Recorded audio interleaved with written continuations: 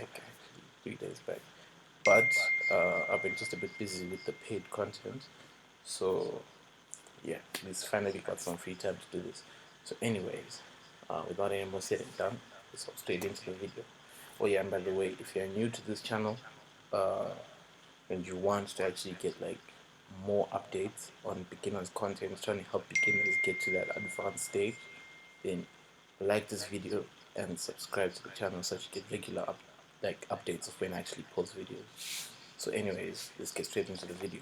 So I actually made a poll on my Instagram. People actually DM'd asking for like a video on fibs. So that's what we'll be looking at today, right?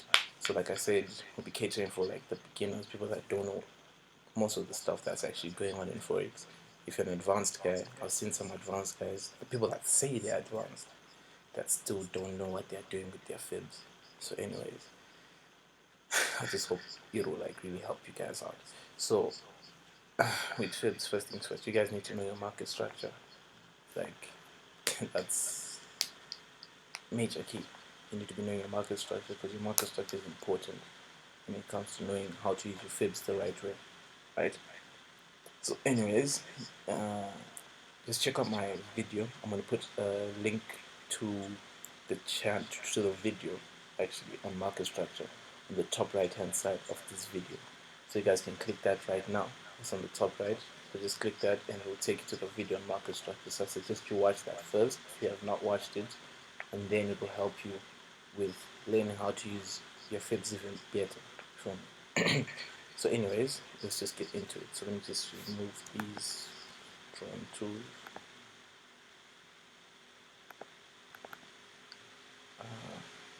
Okay, let me just get into the theoretical part of it first, then we'll look at practical examples on the chart later, because I feel like it's easier to understand if we do it this way, right? So with fibs, right, first things first, when you're in a downtrend, right, if you're in a downtrend, the best thing that you're looking to do is to sell with the market. You don't want to be fighting against the trend, trying to buy in the downtrend, right? So in order to get the best entries, the best thing for you to do is to try and sell at the highest points possible. That's how you get the best entries, right? So the market will be trending downwards, right, forming lower lows, lower highs, right? So these are the high points, right? So you're trying to sell at these high points because that's the highest point possible, right? In a downtrend, right? You can't be selling at the lows because you'll be caught up in the retracement and then you start to lose cash, especially if this is a high time frame. You start to lose cash, like you can lose a lot from just here to there if the time frame is quite high and if you're using a very big lot size. So yeah, I suggest that you try and sell at the highest point possible, right? So like I was saying, this is where your structure now comes in, right? I'm trying to delete this thing, it's refusing. Damn. Okay, there we go. So this is where your structure comes in now, right? Keep in mind, we're looking to sell off the retracement, right, at the end of the retracement, right? So the market is going to come down, and thing is, the market can reverse at any point possible. It could reverse here and keep going down, reverse there and keep going down. It could reverse there and keep going down. It could even go all the way to the top and just form a double top, right, and still go down. Either way, downward structure is still being held. So if downward structure is still being held, then you're still in a downtrend, right? Basically. So the market can retrace at any one of these points, right? We just don't know where, right? We don't know where it's gonna retrace, right? So this is what fibs now come in and help you out, right? So how do these help you out? It now is it down to a few levels where the market could potentially reverse, right? So if you're in a downtrend, right, you are measuring a retracement of this last wave, right? This one here, this was our last wave, because I've seen people coming out here drawing their fibs all the way from the top here going down. Of course, this is still okay, right? But only if you're looking at the higher time frame. But since we're looking at, okay, let's just call this time frame the 1 hour time frame, right? Since we're looking at the 1 hour time frame, you can't be doing that. You'll be taking your fibs from the last wave the wave that you want to get the retracement of, right? So let's just call this point A and this point B, right? So we drag our fibs from A to B, right? In a downtrend, we always drag from high to low, from this high to this low, right? Then your values now come out, right? So the potential reversal zones for fibs are 38.2, 50%, and 61.8. So it now narrows it down to three potential levels where the market could reverse, right? So it could reverse off 38.2, 50%, or your 61.8, right?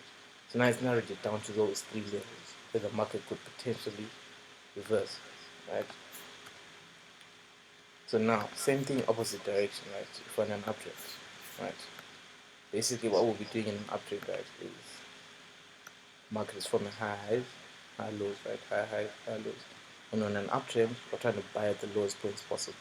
And these are the lowest points. 1, 2, right? So now we're trying to get a retracement. We're trying to enter off a retracement of this last wave, right?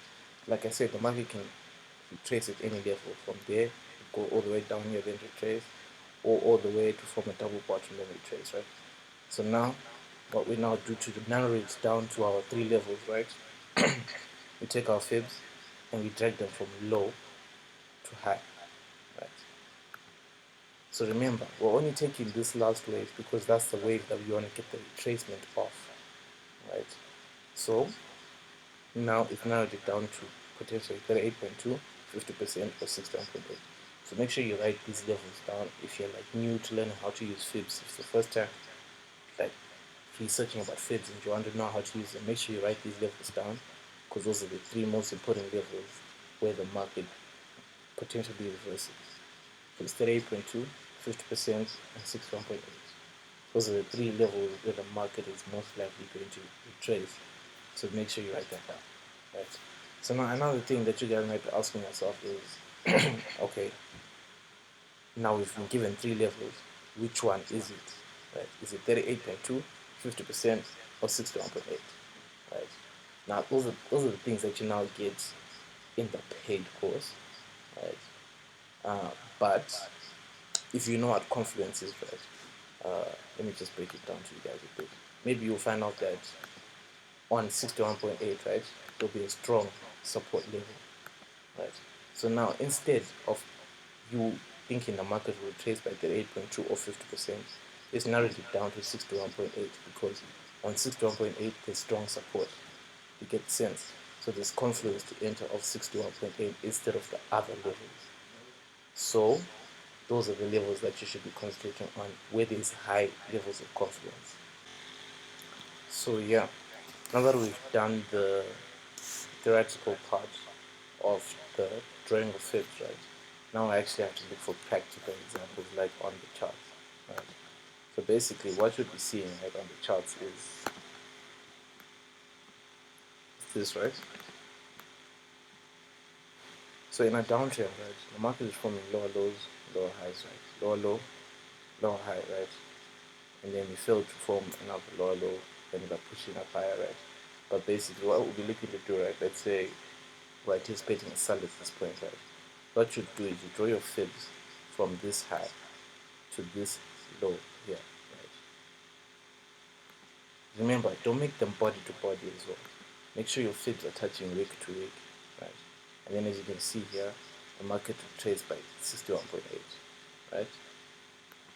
So that's your potential versus one. And now another thing is, right, like I was saying, to add confluence to the level, right? Just notice this. This is quite a strong resistance line because price rejected off this point, came back and rejected off that point as well, right? If you move on to the past, you'll notice that this point is also strong as well. As you can see, price is rejected there, rejected there again, rejected there again. And then price had this indecision around this area here, then finally went down. Yeah. So you're just technically adding confluence, right, to give you a more precise zone to enter off instead of just guessing between the 3 points to be like, okay, it's a 38.2, 50%, or 61.8. If there's more confluence by 61.8, then you enter off 61.8, basically. So yeah, so that's like an example in a downtrend, right? So now let's look for an example in an uptrend. Right? So now the market is forming. Okay, let's just lower the time frame here a bit. Okay, here we go.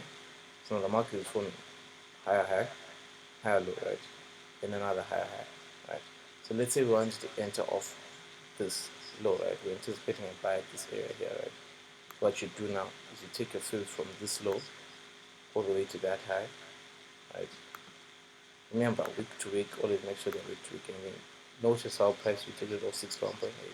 I know it's a coincidence that prices rejected off 61.8, right? Twice. So you guys are probably thinking 61.8 is the golden level right there. Trust me, that's not how it is. Most of the time, it could just retrace out 38.2, 50%. This is just like a major coincidence. So don't get it twisted and think that, okay, now 61.8 is the golden level.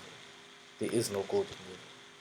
The area with more confidence is where you're most likely going to have to enter off, basically.